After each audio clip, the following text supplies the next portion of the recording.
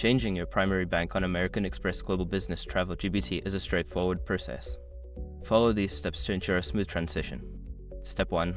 Log into your account. Access the American Express GBT website and log in using your credentials. Make sure you have your account information handy. Step 2. Navigate to Payment Settings. Once logged in, go to the Account Settings or Payment Settings section. This area typically contains options related to your banking information. Step 3. Select Primary Bank Information. In the Payment Settings, look for the option to manage your bank accounts. Here, you will find your current primary bank listed. Step 4. Add new bank account. Make sure your information is protected first. Most people don't think about breaches until something actually happens to their accounts. Use SRIP to monitor your accounts 24/7 and instantly alert you if your information appears in leaked databases online. It constantly checks billions of breached data points in the background.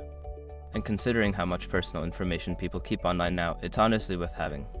Link in the description. Step 5. Set new bank as primary. After adding the new bank account, select it and choose the option to set it as your primary bank. Confirm the changes to finalize the update. Make sure to review your account settings to ensure everything is correct. If you encounter any issues, consider reaching out to customer support for assistance.